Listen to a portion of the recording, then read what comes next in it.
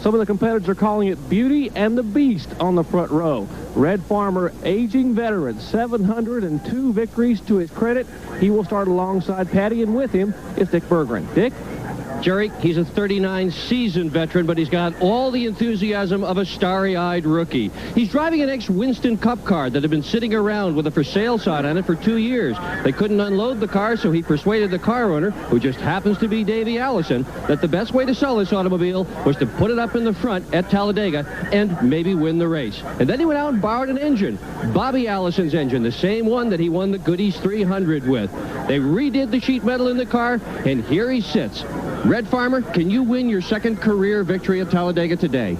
I really believe we can. The car is performing real well. It's handling beautiful. It's the best handling car I've ever driven.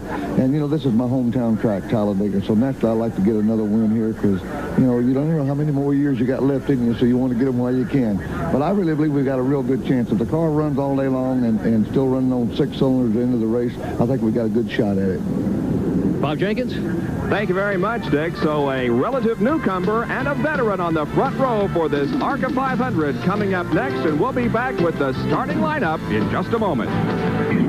Back in Talladega, Alabama for Speed World today. ARCA competition, 500 kilometers, 312 miles on the world's fastest speedway, and this is the reason why. It is 2.66 miles in length at Tri-Oval. The banking is 18 degrees in the Tri-Oval and 33 degrees in the turns. The track is 60 feet wide. As we indicated, 312 miles. And the top speed should reach over 200 miles an hour, although that may be a little bit of exaggeration because of the restrictor plate. But remember, they can pick up some speed when they're in the draft. Now, here's the starting lineup for today's race. On the front row will be Patty Moise, who qualified at 192.827, and alongside Red Farmer in car number 28, who qualified at 192.143. In the second row, car number 1, Lee Raymond from Dayton, Ohio. Alongside will be Jerry Churchill in car number 11. Going to row number 3 now, it's Grant Adcox, who has a tremendous record on this speedway in car number 2, and Mickey Gibbs in car 31. The fourth row consists of David Sosby in car number 92 and Don Marmer in number 50. The fifth row, Tracy Leslie in car number 72 and Bob Reback in 34. Row number 6, 12, Kurt Bryant, and 24, Paul Hansen. Going to row number 7, it's Bob Keselowski in car number 29 and Keith Seegers in 55. Glenn Walker and Clay Young make up row number 8. Going to row number 9, it's Bill Venturini in 25 and another female driver, Patty Simcoe, in number 54. In the 10th row, Bob Dotter in car number 8 and Joey Sontag in 56. The 11th row consists of Scott Stovall in number 0 and Tom Ustery in number 70. David Boggs and Mark Gibson in number 7 and number 3 make up row number 12. In the 13th row, it's Bobby Gerhardt in 85 and Dennis Langston in 73. The 14th row, 39, Ricky Woodward and 40, Ben Hess. Bobby Jacks and Dave Weltmeyer make up row number 15. Row number 16 has Larry Moore in car 01 and Jerry Huffman in 36. Then open wheel veteran Tom Bigelow in car number 60 and Mike Oliver in 06. Bernie Robidart and Robbie Coward make up row number 18. In the 19th row, it's Dave Tomczak and Ray Tucker. Row number 20 consists of Gary Wydrower and Bill Ingram. In the 21st row, it's Don LeDuc and David Simcoe. So those are the 42 starters in today's 500-kilometer race from Talladega, Alabama. And as you can see, the cars are now rolling out onto the speedway for a couple of warm-up laps. We'll be back for the flag start after this. About 32 to 35 laps on the tank of fuel here. Even though the 6 cylinders with the 1 1/4 inch carburetor restrictor plate might be able to get a little bit better mileage than that. We have 6 of the 6 cylinders, V6s in the field. The first 5 in the lineup are all V6s, and then down the line in 16th position is Clay Young with the V6. So it'll be interesting to see how the V6s stack up against the V8 here today. Certainly they did okay in qualifying. When we talked to Patty Moise on the grid just a few minutes ago, she mentioned the experience around her, and indeed that is the case with Red Farmer on her outside. Behind her is Lee Ray Raymond and Jerry Churchill. Raymond in number 1 and Churchill in number 11. Grant Adcox, many-time winner here at Talladega, in car number 2 in the next row. And then Mickey Gibbs, who won the ARCA race at Daytona in February. The pace car pulls off of the racetrack and goes down into pit road. The cars come through the tri-oval. The start-finish line here is located on the straightaway just before you get to turn number 1. So it's down the racetrack further than it is at Daytona. Patty Moise leads down 41 other cars for the start of the 500-kilometer ARCA race. The green flag is out, and here we go. Red Farmer was sitting on go when they dropped the green flag, Bob. He was able to jump out into the lead. And Patty Moise just a little slow getting her car up to speed, and so she drops back into second position as Red Farmer takes the lead. Lee Raymond is running in third spot, but now Patty begins to pick up the pace just a little bit and draw closer to Red Farmer as the cars go off of the 33-degree banking in the first and second turns and head down the long backstretch, which has no banking to it whatsoever. It's completely flat. There you see Patty Moise chasing Red Farmer. And look at Grant Adcox on the inside of car number 1, Lee Raymond, and Grant Adcox is moved into third position already. He has 4 consecutive wins here at Talladega. Really knows how to get around this racetrack, as he showed, moving up into the third position.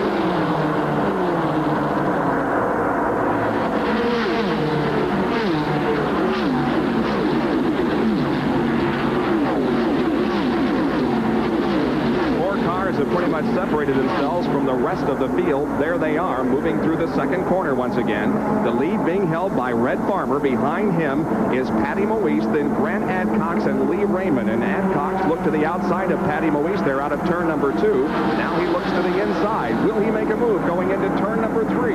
No, Patty Moise cuts him off, and we have a spin on the backstretch as a couple of cars get into trouble. A positive identification on that car. Looks like it's the 06 car driven by Mike Oliver from Guntersville, Alabama. And also involved is the number 89 machine. That's driven by Gary Weingrower from Brook Park, Ohio. So a couple of cars have spun off of the racetrack down into the infield on the backstretch, and that's going to bring out the first caution flag of the afternoon and reduce the speeds. Quite a bit of damage done to the left side of Weinberg's car, Bob. You can see the left wheel is laying out, and here's Mickey Gibbs coming into the pits. As we indicated, Mickey Gibbs was the winner of the ARCA race at Daytona earlier this year. He's a young driver and also trying his hand at Winston Cup competition this year. They've got the hood up on that car already in just the second lap, so there is trouble in the Mickey Gibbs machine. He has qualified for tomorrow's Winston 500 and was hoping to repeat his deal at Daytona, where he did take the checkered flag in the ARCA race. Now it looks like that Weingrower has gotten the car going again despite the damage on the left side of it, so he'll be trying to drive back to pit road. The number 70 car, driven by Tom Usry, has already made it to the pit area, but as you can see, there's also damage to that car on the right side. The crew goes to work changing the rubber. Hopefully they'll be able to get him back out there. We're under caution at the ARCA 500 at Talladega. We are still under caution, but next time around should be getting the green flag. This caution period was brought out by a spin involving a couple of cars, Mike Oliver included. Let's go down to Jerry Punch in the pit area. Talk about ups and downs. After winning the ARCA 200 at Daytona, this young driver from Glencoe, Alabama, is the first out here at Talladega. Mickey Gibbs, what happened? Well, we're not really sure. It was something let go in the engine. I think by all the signs I got inside the car here, it probably broke a valve or broke a piston or something, because it lost a complete cylinder on the start of the race. And I knew going down the backstretch we lost power. The car just wasn't picking up like it should. And rather than try to ride it out and blow the engine all up and put oil all over the racetrack, we decided just to park it for the day. Some of the crew fussing with him all weekend said he had a V8 and he wanted a V6. Now he's got one here at Talladega. Tough break for Mickey Gibbs. Well, Jerry, down pit road, Tom Bigelow is having a problem as well. Many drivers complain that they don't have enough brakes. Bigelow's problem is he's got too much. Even when he's not got his foot on the pedal, the brakes are about 1/3 on. He's been on pit road for 2 laps while they try to fix it. So far, no progress. And several other cars are also on pit road. The number 89 car, Gary Weingrower, who was involved in that incident on the backstretch, has been in and out of the pits. So we've seen some attrition already, and we have only run 5 laps of this event, but the green flag is about to come back once again and will resume racing. The lead held by Red Farmer. Patty Moise running in second position. Grant Adcox is position right now being held by Jerry Churchill. Here's the green flag, and racing resumes at Talladega. Patty got off to a little better start that time than she did on the start of the race. She was ready for Red Farmer.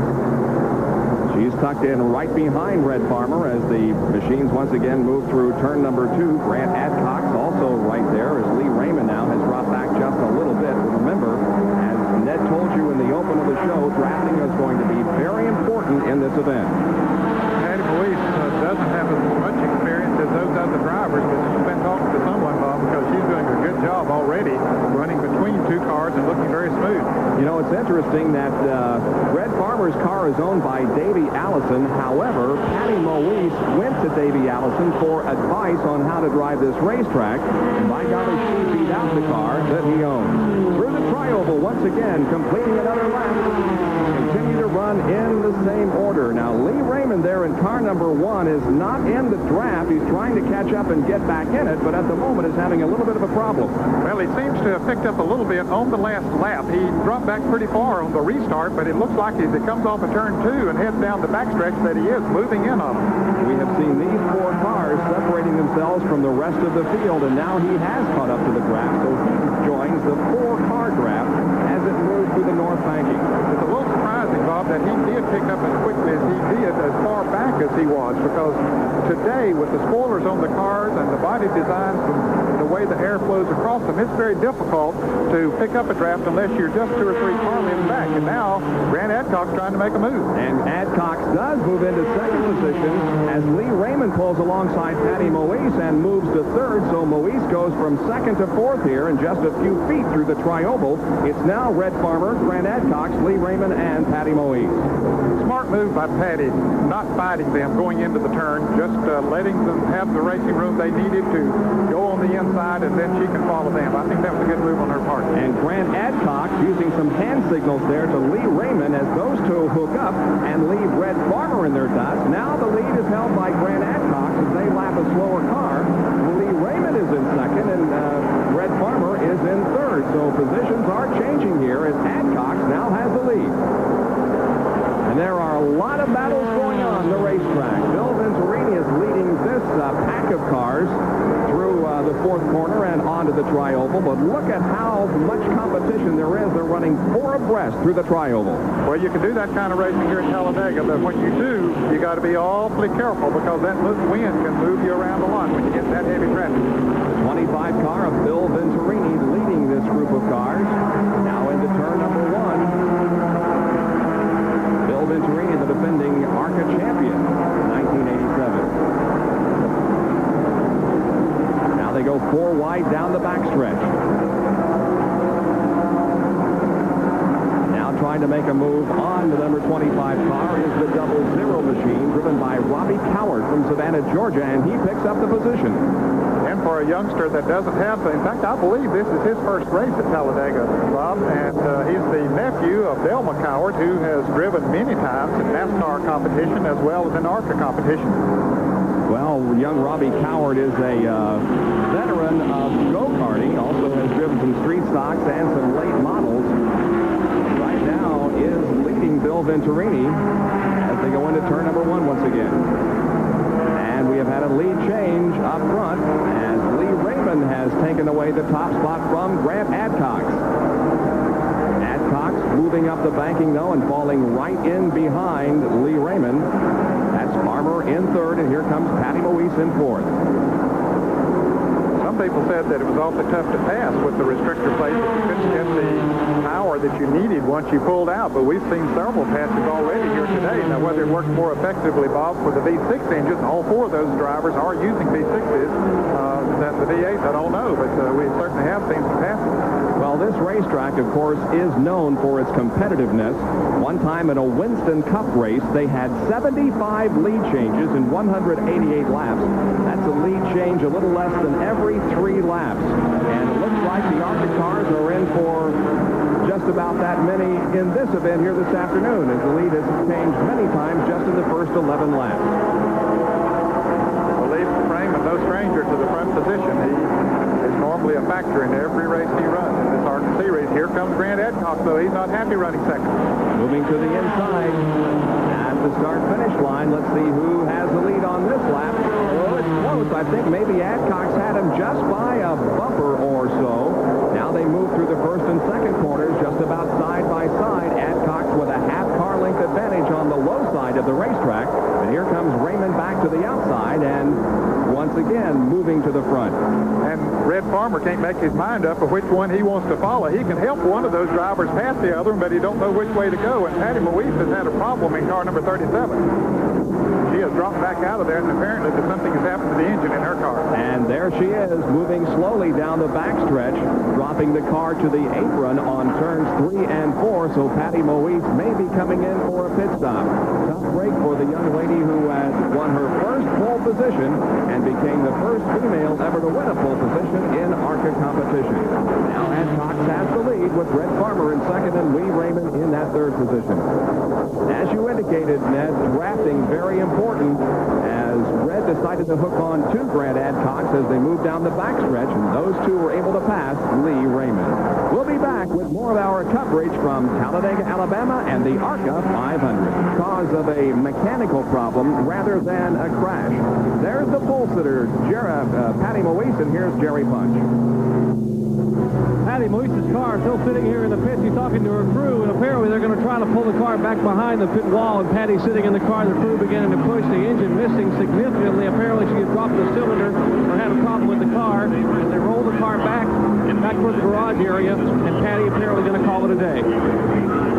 That's a tough break as the crew pushes the car behind the pit wall, and Patty Moise is out of contention.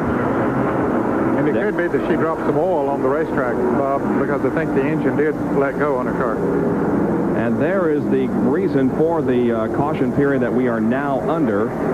The number 9 car driven by Bernie Robidart, apparently also having some mechanical problems out on the racetrack. And they are checking the racetrack right now for possible oil or other liquid. So another caution period comes out, the second of the day, and we'll take another break from Talladega. Here is a quick fact.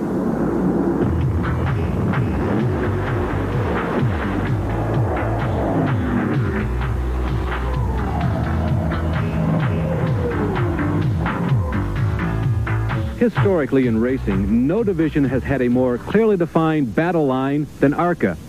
That barrier, the old Mason-Dixon line that separated the North and the South during the Civil War. You never know who will win one of these ARCA races. Joe Ruttman won when he was representing the state of Michigan. Kyle Petty is a good old boy from North Carolina.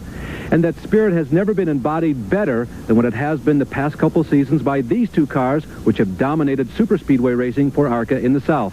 This machine driven by a racer by the name of Adcock, and this one, a racer by the name of Raymond. Oh yeah, one other thing. First names, Grant and Lee. And there have been several cars come in for pit stops during the caution period as we zoom in on Red Farmer, who is leading Grant Adcock and Lee Raymond, as Grant runs second and Lee runs in third position. Bill Venturini came in for a pit stop during this caution period. The crew went to work in the engine compartment. Now, the girls change the tires on this car, but when there's a mechanical problem, the guys go to work. More from the pit area. Let's go to Jerry Punch. Well, they work awfully well together, but reigning series champion Bill Venturini had a problem. They were beneath the hood, and Kathy Venturini, the crew chief and Bill's wife, what happened? We had a plug wire fall off, and we brought the car in, and Norman changed the plug wire, and he's back out there, and we hope to be running good. He says the car sounds fine again. He noticed the mist when he was out there running, and that's why he started dropping back. And so it's the first yellow that came out, we were able to do a pit stop. Well, she said Norman. That was Norman DeGree. She was talking about the fellow who actually runs the pits here with Bill and Kathy Venturini. All right, thank you very much. Bill is on the tail end of the field, or near the tail end, but he did not lose a lap, so he's got a lot of racetrack between himself and the front runners. The green flag comes out, and we are back to racing at Talladega ARCA competition on this Saturday afternoon from the world's fastest super speedway. Tomorrow, the Winston Cup cars here for the Winston 500. Red Farmer leads Grant Adcock, Lee Raymond, Jerry Churchill, the top four. Patty Moise, the pole sitter, who ran in the top 4 or 5 for the first 10 or so laps of this race, has fallen out of competition with a broken valve spring. So Patty Patty Moise had big hopes going in after her first pole position in ARCA, but her race is over. While she was there, Bob, there were 4 cars that were able to pull away from the field, and now there are 3. Not too far back is Jerry Churchill, but the first 3 are able to pull away on this first lap. They have definitely shown superiority over the rest of the field. Running in 5th position is the number 92 car driven by David Sosby, so that's your top 5. There are the front 3 as they run together. And as you were speaking, Sosby went around Jerry Churchill and moved into the 4th position back behind these 3 cars. It'll be interesting to see if Sosby, with a V8 engine in his car, will be able to run down these 3 that have V60s. Grant Adcock looks to the inside of the middle of the backstretch and goes inside, trying to take the lead away from Red Farmer, and he gets the job done.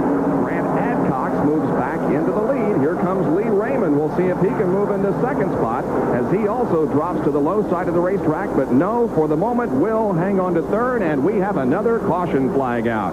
The number 9 car, driven by Bernie Robidart, and we believe this car to be the reason for the most recent caution, and now here is another caution apparently caused by Robidart. As there may be some liquid coming from that car, there certainly is smoke trailing from the rear end of it. So we have seen very few laps in which we've been able to run any length of time without a caution period. At least those that aren't able to keep up with those front 3 are able to close back in, Bob, and stay reasonably close. There's Harold Kinder, who is the NASCAR official starter, of course, working in that capacity here this afternoon for ARCA. 20 laps have been completed. This is a 117-lap race, so we've got 97 more to go, and we have seen many lead changes just in the first few laps of this race. As a matter of fact, we have had 7 lead changes among 7 different drivers. So, or rather, among 4 different drivers. Back in a moment. ESPN Speed World today at Alabama International Motor Speedway in Talladega for the ARCA Permatex 500. The leader is Grant Adcock, and here's some work going on down in the pit area. They're changing the windshield on the 55 car driven by Keith Seegers. Now, Bill Venturini has once again come into the pit area for a stop under this caution. They did some more work in the engine compartment, and Bill once again was able to get out without losing a lap, but he's at the tail end of the pack. There goes Keith Seegers back out on the racetrack. Field is coming off of corner number 4 and will be racing to the green flag here as the pace car has accelerated and is about to pull off into the pit area, and we will go back to racing. Of the 23 laps that we have run, only 12 of them have been under a green flag situation. Bob, it's not that unusual to see a windshield crack here at Talladega. There's a lot of pressure on the windshield.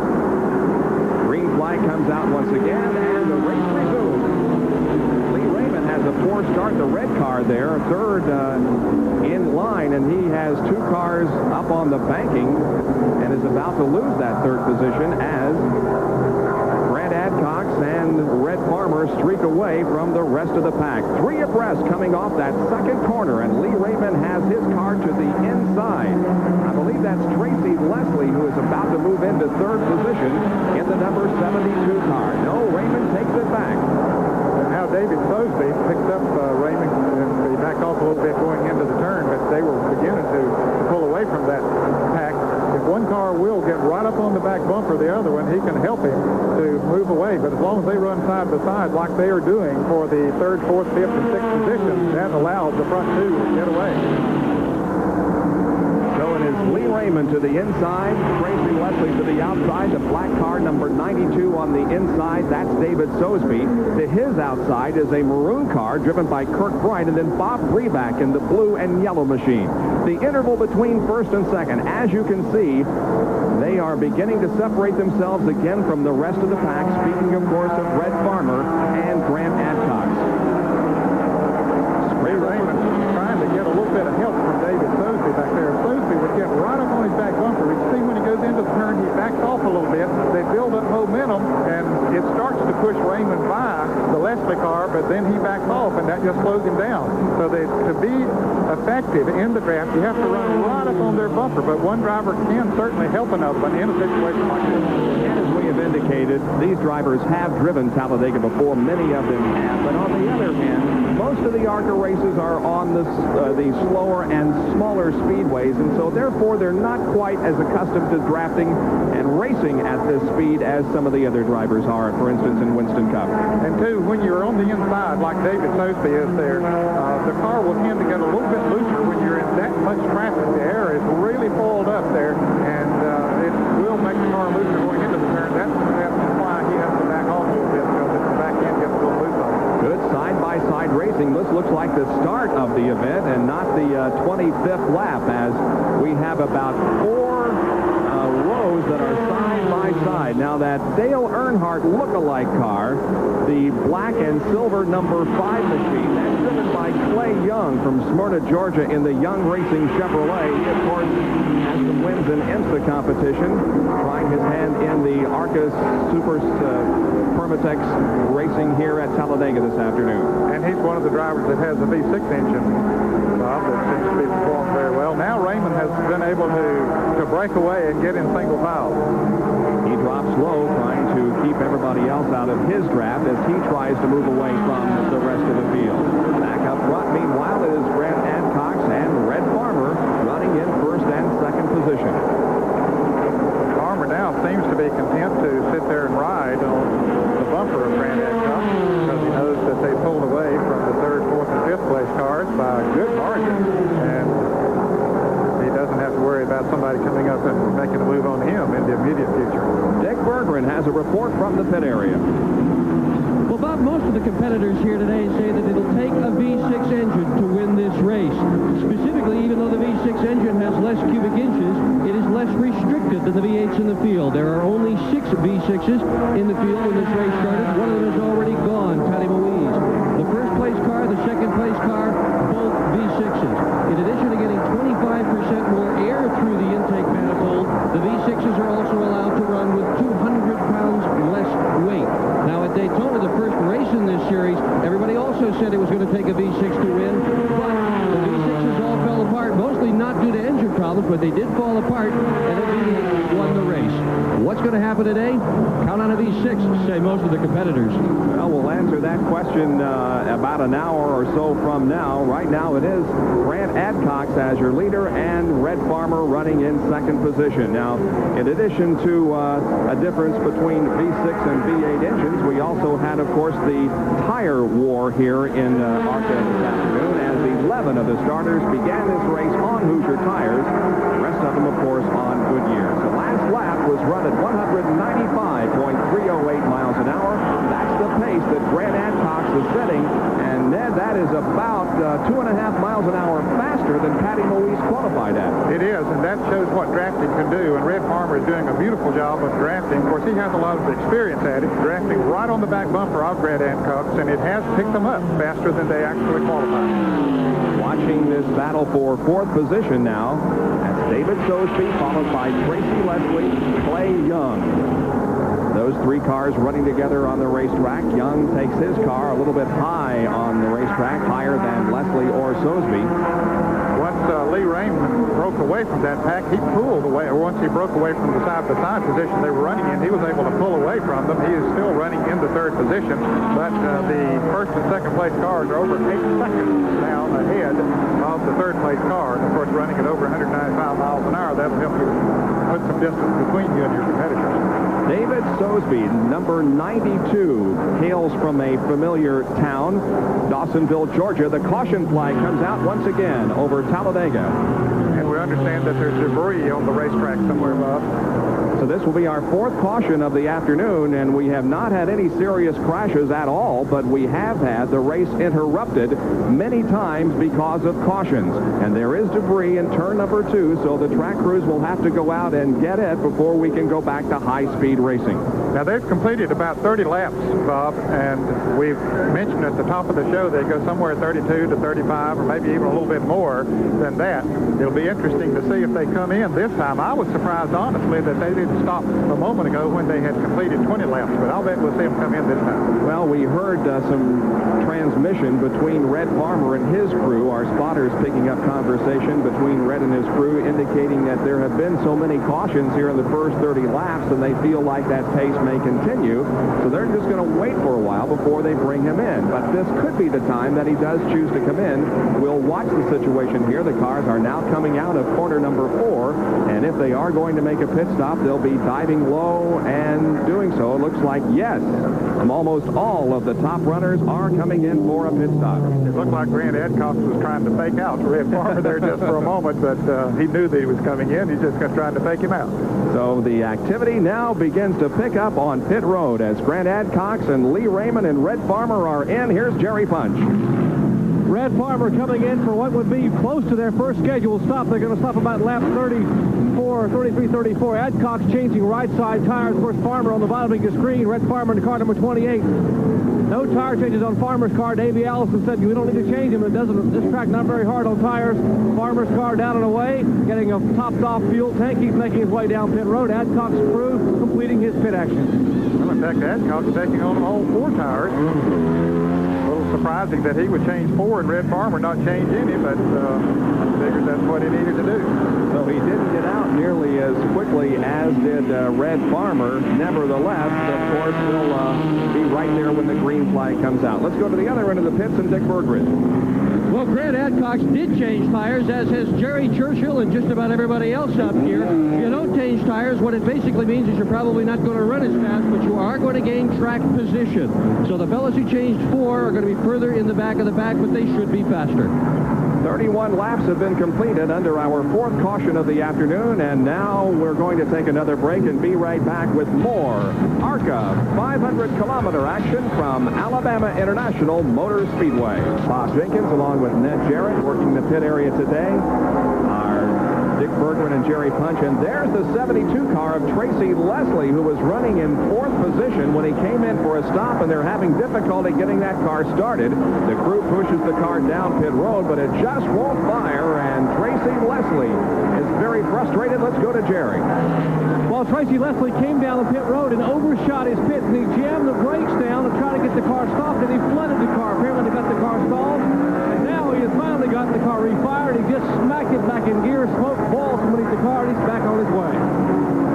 So Tracy Leslie takes himself from contention on that little incident there, as we still have Red Farmer and Grant Adcox running up front. Tracy Leslie from Mount Clemens, Michigan, was a 1982 and 85 Mount Clemens racetrack champion. Currently 3rd in ARCA Permatex Series points. And that was a very costly pit stop there for him, because he lost a lot of time, and I'm sure he went at least 1 lap down. The leaders once again working the slower traffic, and they are shown the cross flags, indicating we have reached the halfway point. And just past the number 6 yellow and white car, driven by Dave Tomczak from Franklin, Wisconsin. Now, Lee Raymond, look at this. In car number 1 has caught up with this group that we have been following for several laps. And look at him just motor around on the real far inside of the racetrack. He is really motoring around this racetrack. It's because he was 3/4 of a lap behind this crew when he came back out after making that unscheduled pit stop, and he has run them down, passed them, and now just driving away from them. He's still got a lot of distance between himself and the leaders, but he is indeed one of the faster cars on the racetrack. And when and if we do get another yellow, as we indicated, he'll be able to close up and may be a contender. Now, there are the leaders once again as they move through some of the slower traffic going into turn number 1. Actually, Bob, the leaders are gaining on Lee Raymond a little bit as a result of the drafting that they have been doing. The leaders are about 4 or 5 seconds behind that big pack of cars that we saw Lee Raymond just go through. So Raymond then, if the green stays out, has to think about losing a lap. But nevertheless, he has done a fine job of recovering from that late pit stop that he made on the caution. Certainly has, and pit stops will be coming up here before too long. They've run about 30 laps since they made a pit stop. Uh-oh. Raymond blows something because there's some smoke pouring from the rear end of the race car. Just as we complimented him on moving up through the pack and through the traffic, something has gone wrong with the car, and he drops it to the apron. Well, that's too bad, because he really had made a gallant run back to the front after having that kind of problem. And of course, course, he was running with the leaders before he had his unscheduled pit stop. Well, he was the 1982 ARCA Rookie of the Year and the 85 and 86 ARCA Series champion. But Lee Raymond will not score another victory this afternoon here at Talladega. And we go back to this pack that Lee Raymond was running in. You can see there he's to the inside of the racetrack. That's right, he is in front of them, and that's when the problem occurred. And when you see that smoke coming, it's usually, that's it for today. Evidently something did go wrong with his engine. Maybe he overran it, Bob, in trying to make that run back to the front. But I doubt if he was really abusing the engine that much, because they put gearing in these cars so that they won't turn too many RPMs, and they're going to run them as hard as they'll go anytime they're on the racetrack anyway. I guess it's pretty much flat out around this course, isn't it? Yes, you can drive it flat out. Just, in fact, most drivers say that they push the floorboard out under their feet trying to get the thing to go faster, as Lee Raymond continues to coast around to the track. He got it quickly down on the inside of the racetrack, out of the way of the other cars, and he is going to be able to coast on the pit road.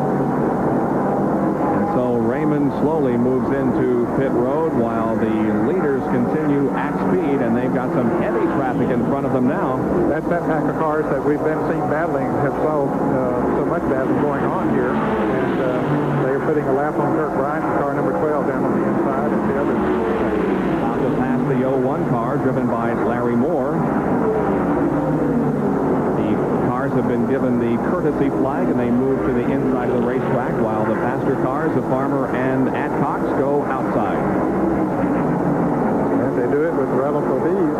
Now, let's see who's going to come out in front here. Farmer started to go on the outside, but there was not room. Adcox had made the move to the inside, and it worked for him. Yeah, Red got hung up behind Bob Keselowski in that 29 car, and was unable to maneuver himself around in time, and Grant Adcox had the line on the low side of the racetrack, and so we have Grant Adcox back in the lead. These fellows just keep switching back and forth. Unquestionably, the superior cars on the racetrack. Nobody really has been able to run with these guys. No, they haven't. Of course, as we mentioned earlier, both of them have V6 engines in these cars, running a 1 1/4 inch carburetor restrictor plate, and they certainly are running fast. We have clocked them at over 195 miles an hour, so they are moving. And we have 64 laps completed out of 117. In fact, Bob, they are moving so fast that now they have built up a 30-second lead over the third-place car, who is David Sosby. And in fourth position is Bob Breback, and now being shown in fifth is the 50 car driven by Don Marmer. Back in a moment at Talladega. Leading Red Farmer at the ARCA 500 from Talladega, Alabama International Motor Speedway. It has been a Grant Adcox and Red Farmer race to this point, with the two of them switching the lead several times. Down to the pit area for a report. Well, I'm with Lee Raymond. Gee, it sure looked good before all the smoke came out of it. Yeah, the car was running exceptionally well today. This new Chevrolet V6 was doing its thing. You're pretty happy with his performance in general? Oh, yeah. The car was running good. Pieces break, and that's what happened. Can anybody catch those two leaders? Is anybody out there strong enough at all? No, there's only one other car, and it's in the pits now. And that certainly was Lee Raymond's car. Bob? All right, thank you very much. Well, here they are again. They get separated, but they then are able to catch up with one another again, and it is Adcox and Farmer still battling it out. At the pace they're setting here, they have lapped the 9th place car now, which is being driven by Larry Moore, and the next car that they would come up on to put a lap on would be Mark Gibson, who is currently running in the 8th position. Here's the way they are running after, at this point, of course, Grant Adcox is leading. Davey Allison, that car number 28, Red Farmer driving the Davey Allison car. David Sosby is running in the 3rd position. In the 4th position is car number 73, Dennis Langston. And in 5th position is car number 54, that's being driven by Patty Simcoe, who's gotten on the leaderboard. Car number 50, Don Marmer, is running in the 6th position. Clay Young is 7th. And as we mentioned, the car number 3, Mark Gibson, is running in 8th place. Car running in 5th, I believe, is Bob Breback. Okay, that's 34. 34 instead of 84. Beg your pardon. Although Patty Simcoe is still in the race, I believe. One of two females that started this competition, the pole sitter Patty Moise, an early out.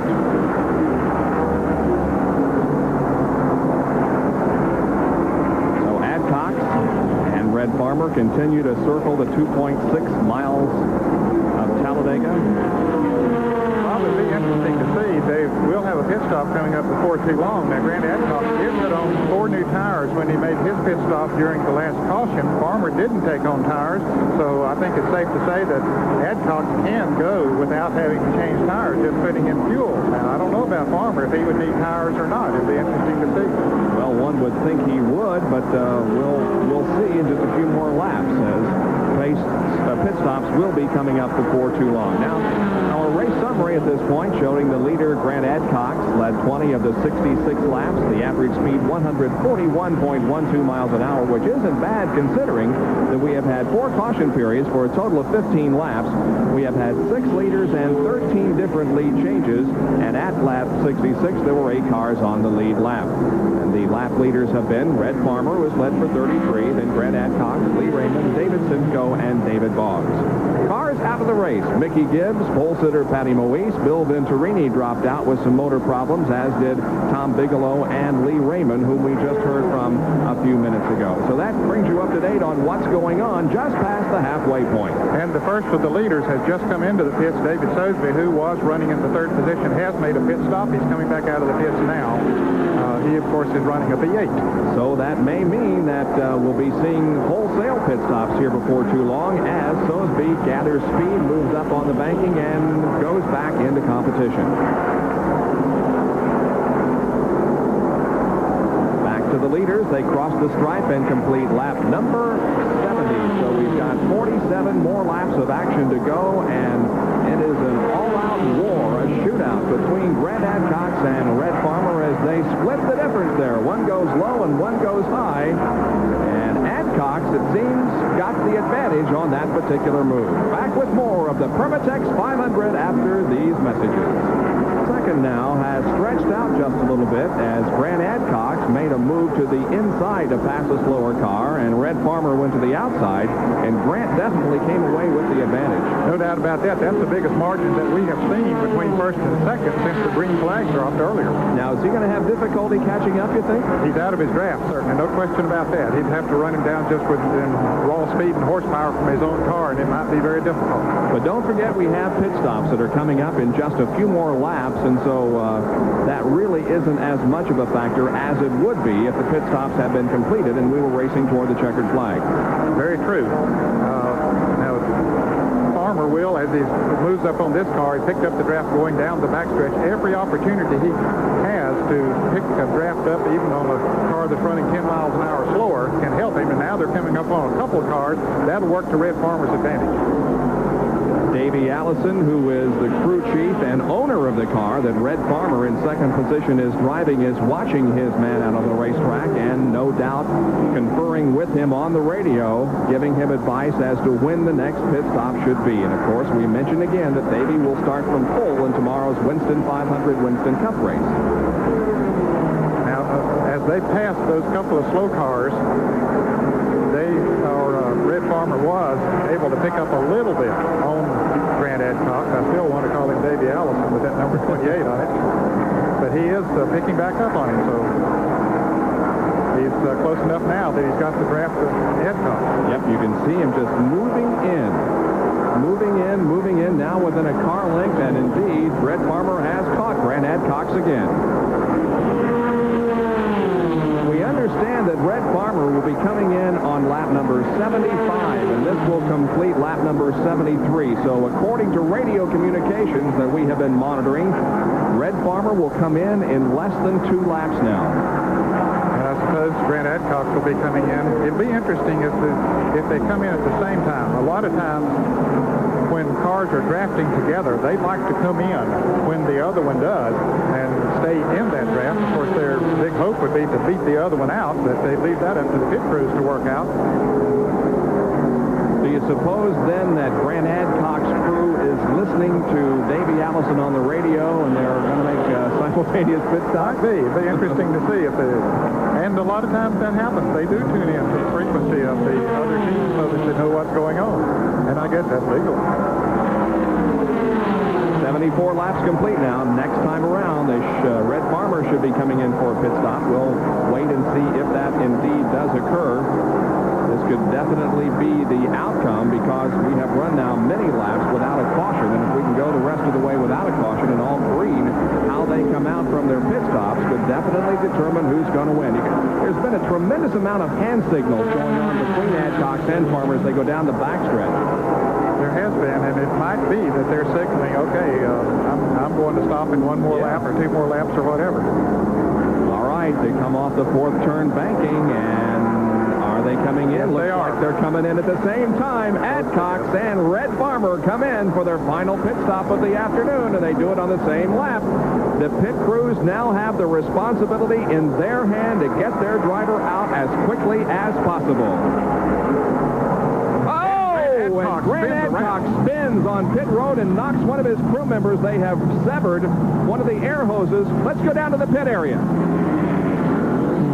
Everybody down here appears to be okay. The air hose has been unhooked. This is the worst kind of thing that you could have happen on a critical pit stop. Adcox just came in too hot. He lost it. He has now got the car turned around. These, by the way, are not all his regular crew members. Red Farmer is going to go out. Farmer's going to beat him back on pit road. That's no surprise. These are not his regular crew members. Most of these guys are from Billy Dingman's team. Greg Stash is the ordinary driver. They're going to change two tires on that stop to try to tighten the car up. They didn't have time, and there goes Adcox in a cloud of an awful lot of smoke. Well, I'm not sure, but I think maybe the body is rubbing on the right rear. You think so, Ned? Well, it might be, but he also was spinning that wheel. Here he is coming into the pits, and he just came in a little too hard and hit one of his crewmen, but the crewman got up very quickly, thank goodness. He was ready for it and sort of helped to throw himself away from the car. Here's another angle as he comes in. You can see the wheels are locked, and it just sends him spinning around.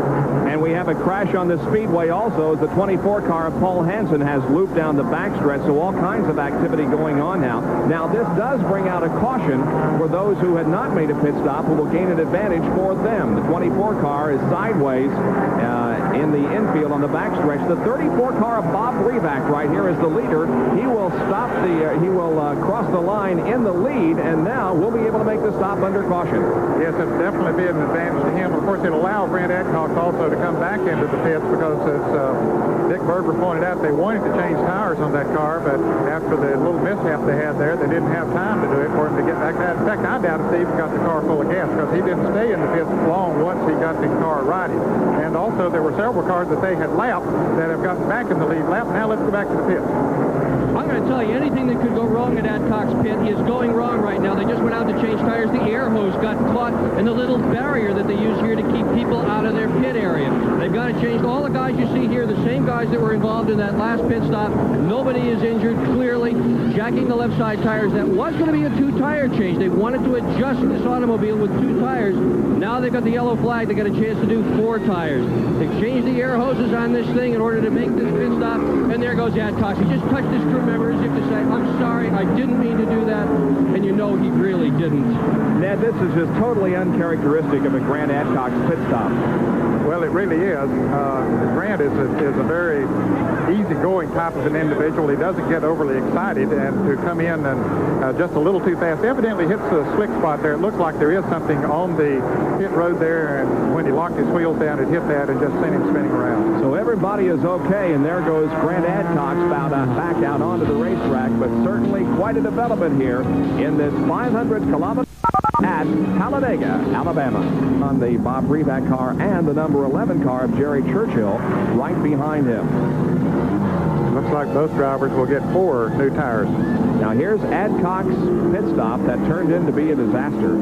And the rear wheels were locked as they came in, and it looks like there's some oil there in his pits or something wet. And as we see him come down again, and from a different angle, you can see the rear wheels will lock on it. There they are, locked. And when it does, he let it go for just a moment, but then the car's sent spinning around. Dick Berggren.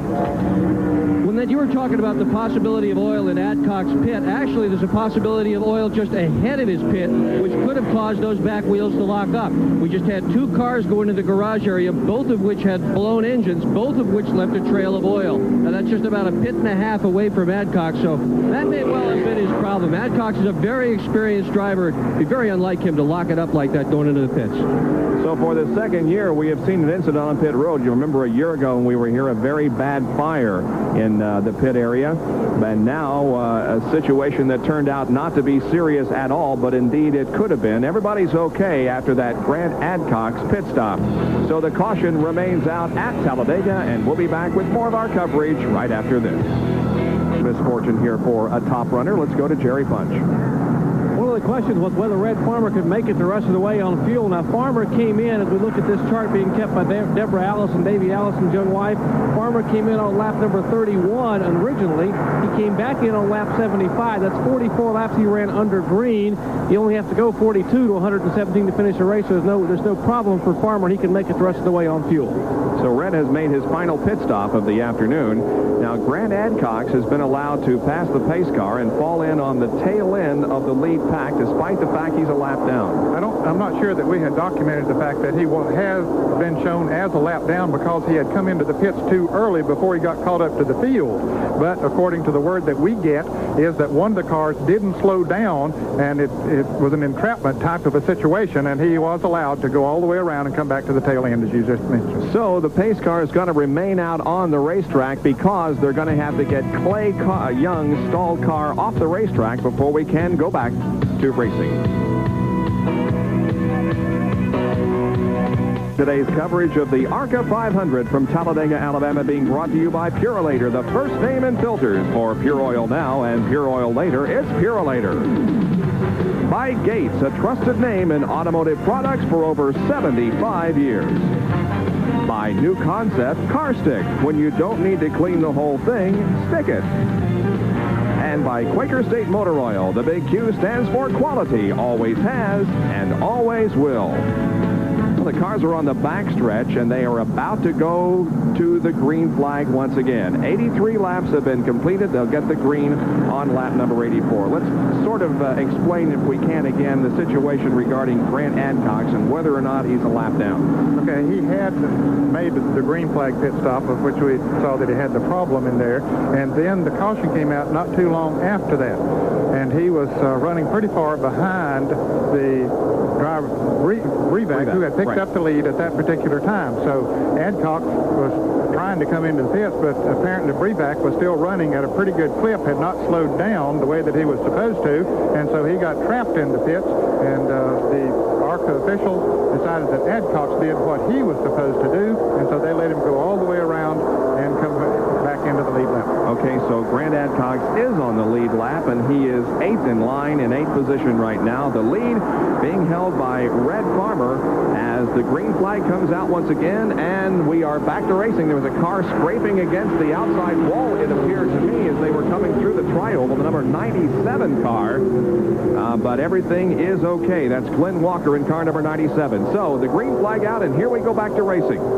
It'll be interesting to see if Grant Adcock's made any damage to that car during that pit stop incident. If not, he may be still in the thick of things here. I think he will be. He has a lot of traffic to come through, as you can see, but move down to the inside. He's out of the picture there now, but he'll be coming through that traffic pretty quickly. Jerry Churchill moving to the inside. Tracy Leslie is right there in car number 72, but Leslie has lost a lap, remember, when his car stalled in the pit area. Here's the racing going on now as Grant Adcock is sort of caught back there in some of the traffic and is trying desperately to pass. He's going to the inside now, the very low line through the tri-oval. But he couldn't make a pass there. He really has a lot of traffic to go through. Red Farmer, meanwhile, is out front. He's not moving away too much from the other leaders, though, but he certainly has clear running ahead of him. Grant Adcock is in the orange and white car number 2 there on the low side of the racetrack in the middle of this pack. Now, currently running in second place is Ben Hess of Mooresville, North Carolina, the car number 40, and running in the third position is Jerry Churchill, the car number 11. There's Grant now moving to the inside of the number 40 car, driven by Ben Hess, who has fallen back since the green flag came out, and now in second position is Jerry Churchill. Clay Young's car is back in the race, the car number 5, that we saw stalled, and the reason for the delay in getting the green flag back out, but he is back in the race. We thought that he lost the lap when the car was stalled down here at the exit the pit road, but the ARCA officials say no, he did not lose a lap. He was able to get restarted and is in the thick of this battle also, as he's shown in 9th position and the last car on the lead lap. Adcox now working on the 72 car again of Tracy Leslie. And Adcox passes another car on his march toward the front. The leader, meanwhile, is Red Farmer. There he is, and behind him is Jerry Churchill in car number 11. So those are your top two. The number 92 car of David Sosby is in third. Make that the number 2 car of Adcox is now in third position, and fourth is David Sosby. Running fifth on the field is Bob Reback. Jerry Churchill seems to have a breath of fresh air, Bob, because since the first of the race, we haven't seen him run that well. He was in a 4-car draft at the beginning of the race when Patty Moise was still in there, along with Red Farmer and Grant Adcox, but now he's right back up there, able to stay with Red Farmer. And here comes Adcox closing in on the lead duo, and he has caught the leaders once again. So Grant Adcox, despite the fact that he spun in the pit area, knocked over one of his crew members and severed his air hose. By golly, they had no major damage suffered to the car, and here he is in the battle once again for the lead. We're timing this lap by Red Farmer to see exactly how fast they're going. Remember, they qualified at 192 miles an hour, but we have seen race speeds faster than that because of the draft. Now here comes Farmer and is about to cross the stripe. There it is, 49.6 seconds, and according to our charts, that's about 93 miles an hour. It's a little faster than they qualified, but they're not running as close in the draft as they did, as Adcox and Farmer were when they were running over 195. Farmer, Churchill, and Adcox, nose to tail down the backstretch. Well, notice how easy it was for Adcox to catch. Well, it's hard to say he hadn't made a move to pass, but boy, look what a burst of speed he put on. He just blew Jerry Churchill right off the racetrack. Now he's tucked in right on the back bumper of Red Farmer, and others have caught Jerry Churchill. The battle for third begins now to heat up, but I think we may see a lead change here in the next lap or so, as Adcox has certainly suffered no ill effects from that near disaster on the pit stop. Well, we've seen those two cars run together all day long, and they've switched positions back and forth several times. One would have the advantage for a while, then the other, but now we're getting down to the nitty-gritty. Not too far to go, although there's still a lot of racing to go, but still, you got anything extra, now's the time you want to begin to show it. Well, Grant Adcox perhaps has in mind justifying what happened earlier, or trying to make up for what happened earlier, as he's telling his pit crew members, hey guys, I made a mistake coming into the pits a little bit too fast maybe and hitting some oil, and I'm going to make that up to you and myself, and I'm going to win this race. He has won 4 in a row here. He and Davey Allison have won 4 each out of the last 9 races. Red Farmer is the only other driver to interfere with that twosome as far as winning here at Talladega. It's pretty amazing that in the races they've had here, they have only had 3 winners: Davey Allison, Grant Adcox, and Red Farmer. And it appears as if they're going to continue that streak, as Farmer and Adcox are first and second, and Davey Allison, of course, not competing in this event. Excepting as a crew chief. Right.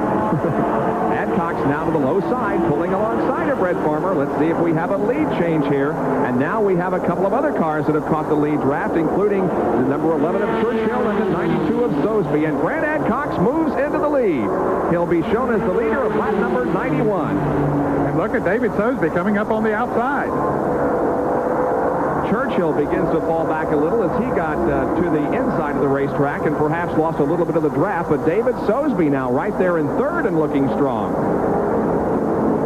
Sosby running a V8 among those V60s. Now he wants to make a move on Red Farmer, but Farmer says, nope, I got this position right now. Let me stay here for a little while. And remember, that Sosby car is a former Bill Elliott car owned by Lucky Compton of West Virginia and is sponsored by Bill Elliott Ford and Mercury. Sort of left Jerry Churchill now. Churchill's car not performing quite as well. I don't know if he's still not that far back, but he's about to lose the draft. And David Sosby is going to have to give it everything he has to stay in the draft of those two. He's beginning to lose a little bit, as there you can see Jerry Churchill, who's on the extreme right side of your screen, and he is off the pace just a little bit and out of the draft, but trying to catch up.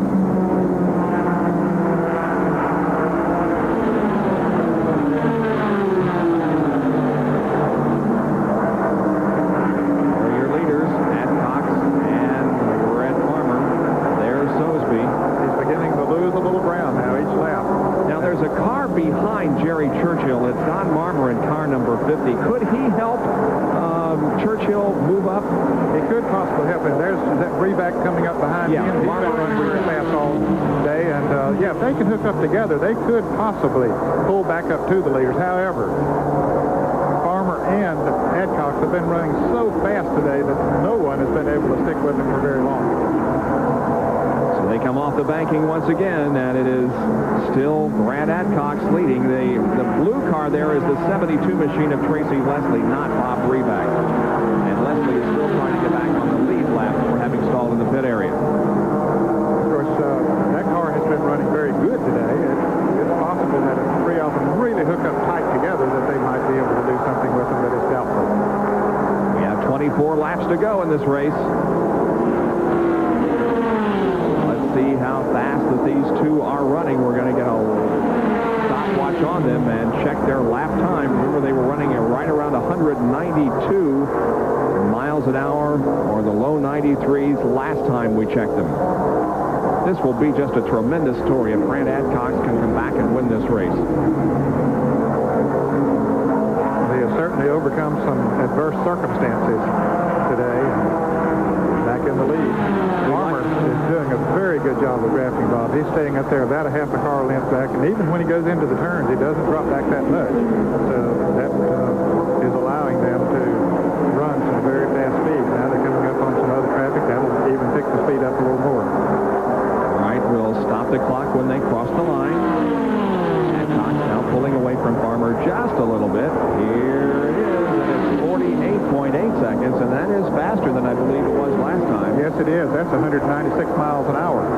So they picked up considerably. So the last lap was 193, so they picked up considerably. The drafting is indeed picking up the speeds. Now, let me ask you this, Ned. The Winston Cup drivers complain that when the laps get fewer and you are deciding where to be on the last lap, they don't have any power in their cars to pull out of the draft and slingshot around. Do these guys? I don't think they have much more power than the Winston Cup cars. However, I've been surprised at the amount of passing that we have seen between these two drivers today, Bob. And so I don't know. Maybe the V6 does have a little something extra there that the V8s do not have. Now, the Winston Cup drivers, I think most of the time if you ask them now that they prefer to be in the lead when they get the white flag lap and let the rest of them shoot at them. Where in years past, when the drafting, when you could do the slingshot, they would want to be in second place. But I think most of them today would say that they want to be in the lead on that last lap. Dick Bergeron has a comment on pit road. Well, as we watch Red Farmer up in the front of this pack, yesterday was kind of a downer day for him. Today is a very good day. Yesterday, he was worried that somebody might buy that car out from under him. That automobile, indeed, is seriously for sale. And if somebody had come up yesterday with enough money, they would have had it. Or, in fact, they can have it after the race. But he said this morning things are looking up for him because nobody had bought the car. He was going to get to run it today. And plus that, he's running hot at the Talladega short track. When this thing is all done and over, he's going to go across the street and run on one of America's smallest tracks, a little quarter-mile dirt track. In fact, his dirt track car is parked right behind the garage area here. That guy is a racer. It's going to be a full day of racing for Red here on the high banks and then joining the short track this evening. And let's run down for you now as far as we can go, really, and tell you where perhaps your favorite driver is running. The lead, of course, is Grant Adcox, and Red Farmer is second. David Sosby is third. Fourth is Jerry Churchill. Fifth is Bob Breback. In sixth position is Joey Sontag. Seventh position is Clay Young. Those cars are on the lead lap. Then the number 50 machine of Don Marmer,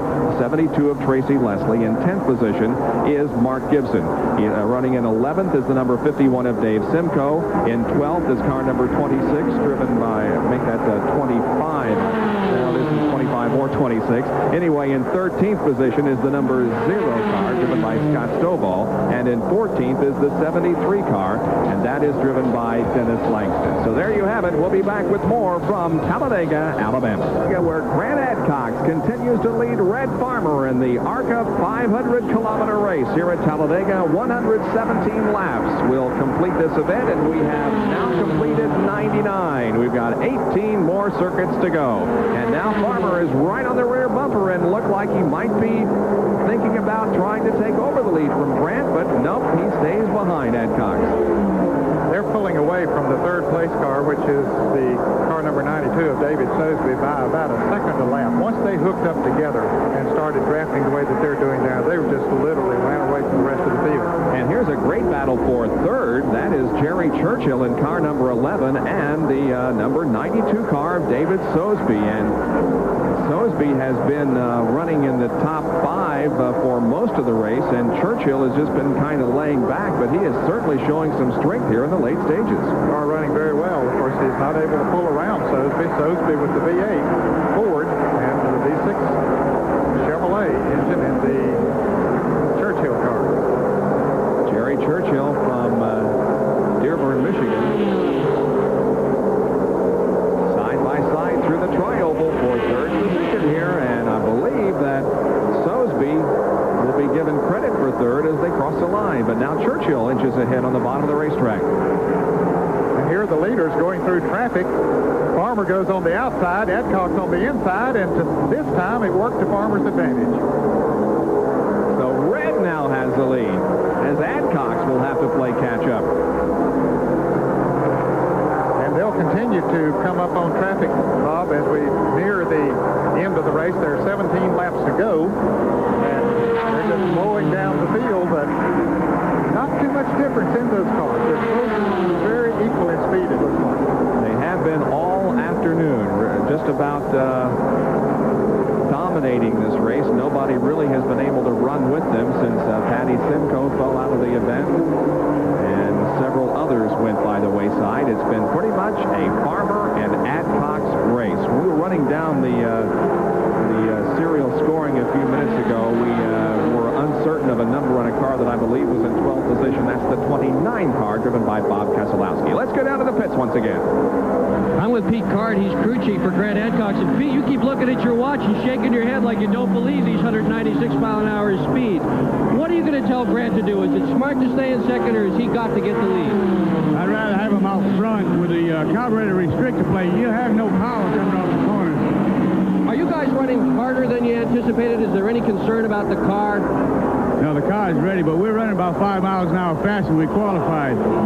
That's Pete Card. These guys are walking all over the pit area. I think Pete's going to about wear out a pair of shoes before this race is over. Well, as he indicated, I think maybe Grant has a little bit of rewarding to do to his pit crew in winning this race after that pit stop. His dad is a Chevrolet dealer in Chattanooga, Tennessee. One of the nicest people that you would ever want to meet. The fourth corner once again. This will complete lap number 103, and we'll have 14 more laps to go. Tomorrow, Winston Cup racing at 2 o'clock Eastern Time. Davey Allison, Darrell Waltrip, Bill Parsons with a great qualifying effort earlier this week. He'll start from third position. Now it seems like we have a pack running together at just about all times on the racetrack, and here is the current pack. Number 5, driven by Clay Young, the number 56 car of Joey Sontag are running for position. Young coming back after stalling on pit road. He's in that black car number 5 in the inside of the track. He's being shown in 5th position now, Bob. That's quite a comeback. The number 3 car of Mark Gibson, which is leading this group, is not on the same lap as Clay Young. Okay, a lot of cars are running together. There are about 12 cars in that pack as we see them come off of turn 2, and they've been jockeying back and forth for position. It's amazing that a few of them haven't gotten together. You can see the maroon-looking car back there of Kurt Bryan, and here's the car number 29 coming down on the inside. Of course, that car being driven by Bob Keselowski. Dennis Langston also there in car number 73. That is also a battle for position. Dave Simcoe is also in this pack of cars. As the leaders, one once again continue to run in the same order. Farmer and Adcox. Davey Allison, crew chief on the Farmer car. Let's go to Jerry. Davey, Grant Adcox is running about 4 or 5 miles an hour quicker than he qualified. You think possibly Red can handle him these final few laps? Well, Red says he feels real good out there, says the car's driving real good, and we're just going to let him handle it. You know, he's got more experience than I got at this game. He's been around so long, but we feel pretty good about it right now. We just hope he can be in front on the last lap. Is that where you would rather be with the restrictor plate? You would rather be in front than be concerned about the slingshot here at Talladega? Well, I'd rather be out front, you know, going by what happened at Daytona. The car that was leading on the last lap in every race that was run at Daytona won the race. So I think that's what we'd have to do. Oh, we have a crash off of turn number 4. 2 cars are spinning. One of them is Bobby Jacks in car number 71. He spins across pit road and is in the tri-oval grassy area, but he keeps the car headed in the right direction and just stands on the gas and will drive out of the grass and back onto the racetrack. Meanwhile, the other car looked like it had to hit the inside retaining wall as Jackson gets his car off the grass and back onto the pavement. The other car did come in contact with the inside wall coming off of turn number 4, and we have yet to identify that car, but here's how it happened. Look at how close these cars are running to each other, but the accident actually occurs behind this trio. And it looks like the white car bumped, and that's the car number 66 of Ray Tucker, and the windshield flies out of the car, and I believe the windshield also flew out of the Bobby Jacks car as it's laying now on the inside of the track. And there you can see the contact that Tucker has with the inside wall. Meanwhile, Jacks just gathered it back in and got it headed in the right direction. There's one of the windshields that did fly out of one of the cars. Well, that happens many times when the car gets sideways or gets backwards. The pressure will just simply push it right out. Despite the fact this is our 6th caution of the afternoon, really this is the first, well, I guess it's the 2nd time because of what I would consider a rather serious accident. Every other caution period has been because of a mechanical problem on a race car or debris on the racetrack. It's been a very safe race here at Talladega, and now we see the number 71 car of Bobby Jacks, who was involved in the crash, headed for pit road. We'll be back with right after this. We have found a race fan who's saluting the drivers out there on the racetrack. Now he's holding an egg and about to peel off the shell, and he broke it on his head. Took his cap off and cracked the egg. All right, we are cautioned because of a crash up in turn number 4, and here's how it happened. It looked like the car number 5 slowed just a little bit, and the car number 3 tapped him as you saw the flame come out of the car number 3 there as he backed off, and then the 29 car had to slow, and of course that got the car number 66 of Ray Tucker hit him and turned sideways, and then of course the car number 71 of Bobby Jacks spun as a result of it. All the cars just simply got jammed up together when one car in front just seemed to slow just momentarily. So Jacks and Tucker involved in that crash, but only Tucker has to be taken off of the racetrack as Bobby Jacks was able to continue. We have seen packs of cars running like that just about all afternoon long, and that was really the first time that anybody got into serious trouble. I think these ARCA drivers have done a tremendous job in making a very clean and safe race here this afternoon on this exceptionally fast racetrack. They're showing 7 cars on the lead lap, Bob, and none of them pitted during this caution period. Of course, Jerry Punch had already documented the fact that none of them would need to pit, or Red Farmer at least did not have plans to pit, and of course if he could go that distance, everyone else could too. Of course, Red Farmer leading, Grant Adcox in 2nd, David Sosby is 3rd, Jerry Churchill is 4th, Clay Young is in 5th place. In the 6th position is car number 56, that's Joey Sontag, and car number 34 running in the 7th position, and that is Bob Breback. So we only got 9 more laps to go. We're on lap 108 when they come by. It'll be lap 109. And the yellow flag is still out at this moment. I don't know whether they're going to be given the one more signal this time by or not. But nevertheless, the yellow does remain out.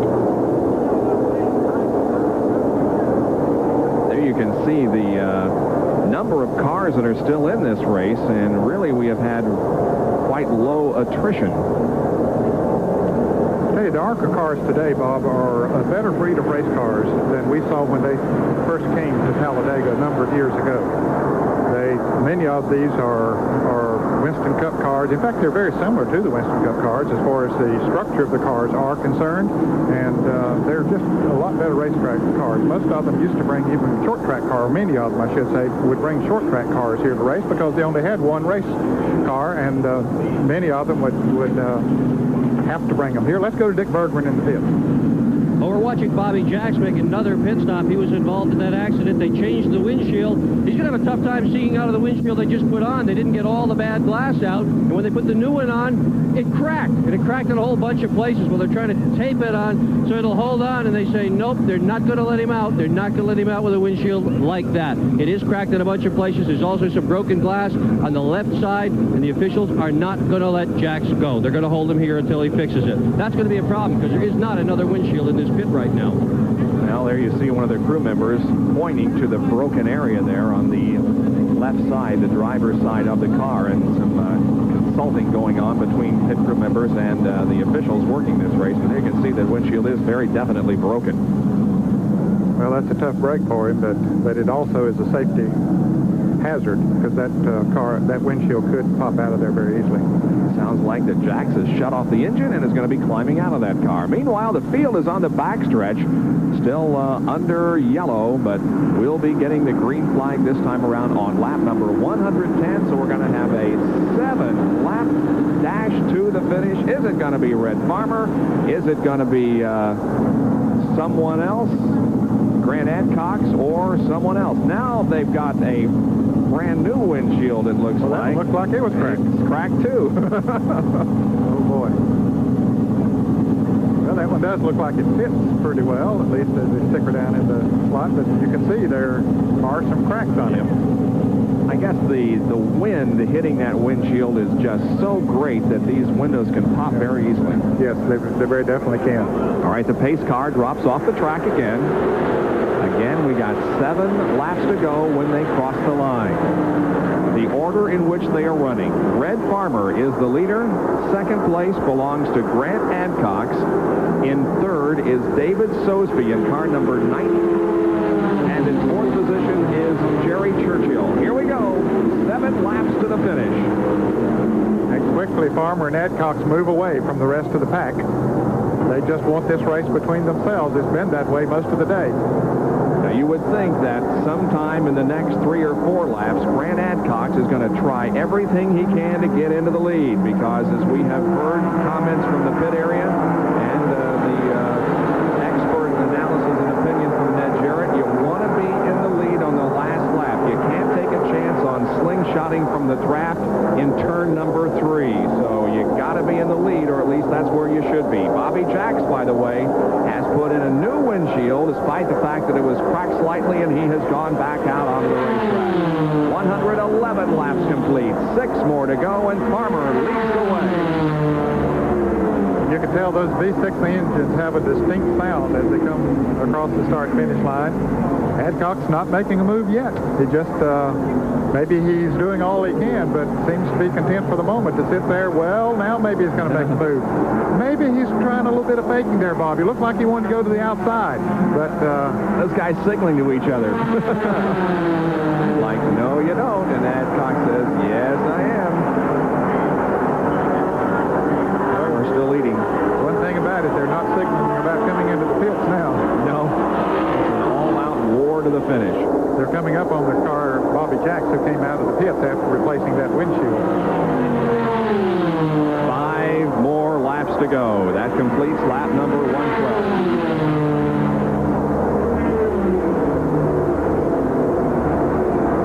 Running in the middle of the racetrack, certainly giving Grant Adcock all the room that he needs to make a pass if he can.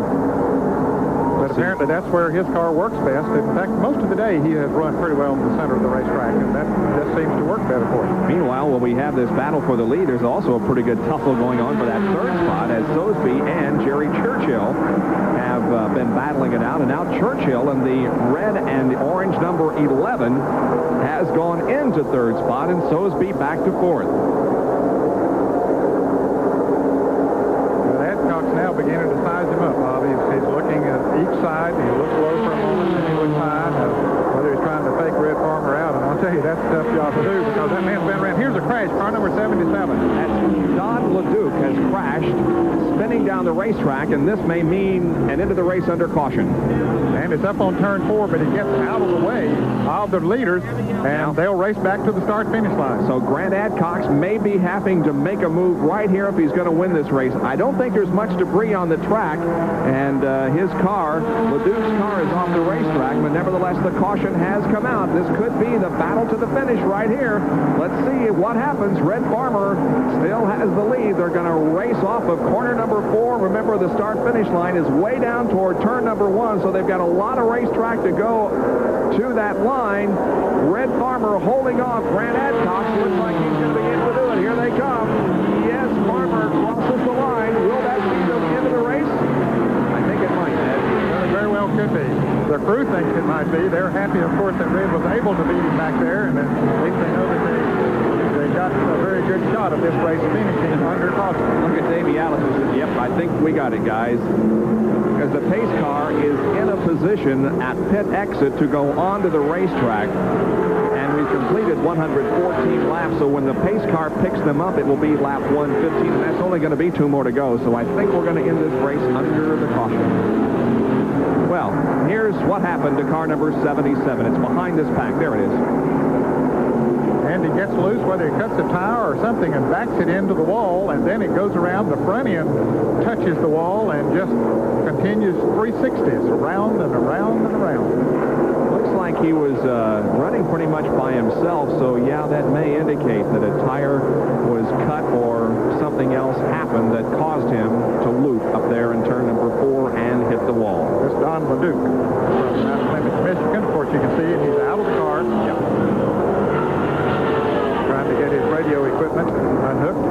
There's the car, which doesn't appear to be too badly damaged. Most of the damage is on the right side, both at the front and the rear. Pace car has picked up the field, and we've only got a little over a lap to go now before the end of this race. So they would be scheduled, I believe, to get the white flag the next time around, Bob, and then of course the yellow would still be out at that time. So I think it has to end under caution. Yeah, I think that they would be given a 1 lap to go signal, and that would be on lap 116. So yeah, I think this race is over. There is the trophy that will be awarded to the winner, and it may go to car owner and crew chief Davey Allison, who's refreshing himself after serving in that capacity all race long. And there is the car that he owns and is the crew chief on. Its driver is Red Farmer. Interesting situation. Davey Allison runs a number of the NASCAR Busch Grand National races, and Red Farmer is his crew chief when he runs in those races. So it reversed here today. Now, Red has done better as a driver than Davey has when Red was the crew chief. Now, I don't know whose fault that is, whether maybe Davey's a better crew chief than Red. Well, the number that ARCA is giving us is 706 career feature wins, and I suppose that is accurate, but boy, when you think back on all the many years that Red has been racing, you think maybe that there's 1 or 2 more that they missed somewhere. Well, he told me in a radio interview that I did with him this week that he had 706 career victories, and I said, well, when are you going to quit? He said, I don't know. He said, you know, when I got to 500, people started saying, well, is that the magic number that'll make me retire? And he said he just kept on going. He got to 600 and said the same thing. Then he got to 700. He said, heck, might as well go and try to make it 800. Go for 8. This will be 707 for Red Farmer then. He was the winner here at Talladega in 1984. And he does get the white flag along with the yellow flag as they come back. So if that thing will just keep perking on 5 or 6 cylinders until he gets around, it's his. He ran his first ARCA race at Daytona in 1969, Red Farmer did. He won the 1971 Permatex 300 at Daytona. And Davey Allison and pit crew, they've really begun the celebration already as victory lane awaits Red Farmer. The white flag is already out, and the field is just circling under caution here before we do get the checkered flag. Jerry Punch, go ahead. Well, they've begun the celebration already here in the Red Farmer pits, and Davey, congratulations, your first win as a car owner. It's got to feel pretty good. Well, Jerry, you know, I'm just tickled to death for Red. We've been wanting to do this for him for a long time now, and to get him this win, you know, we know he don't have a whole lot of time left with his career, and he's been helping me out quite a bit, you know, and it's just a terrific thrill to do this for him. But I want to say thanks to a lot of people. First of all, I want to say thanks to Nathan Sims for everything he's done for us, and to my dad for letting us use this Wegner V6, and it's done a heck of a job today. And the old man has just done a terrific job out there driving it too. The old man, they say they don't know when he first won his first race. Your dad said he thought it was in Rome in a Coliseum and he was racing a chariot possibly. But what did you say to him on that last lap when the caution came out? You talked to him that whole time by when he was trying to stay in front of Adcock. Well, I told him he just had to race him back to the yellow flag, you know, and that there was some debris up there. We don't have a spotter, so I couldn't tell him where the trouble was, and I just told him the trouble was off of turn 4, and he had to race him back to the caution. I'll tell you what, he's just a hell of a race car driver. No doubt about it. And you asked Bobby Allison how old Red Farmer is. He says, oh, about 107 or 8, I think. Well, age means absolutely nothing when you've got as much ability and talent as Red Farmer has had throughout his lifetime, and he's showing no signs of stopping as he has defeated some of the middle-aged drivers and some of the younger drivers here on this awesome speedway this afternoon in ARCA competition. Pace car pulls high onto the racetrack, allowing Red to take the checkered and caution flag at the same time, and Red Farmer has won the ARCA 500 at Talladega. And there is the official celebration of the pit crew as the other pit crew members congratulate their owner and chief, Davey Allison. So we'll be back to talk with Red Farmer right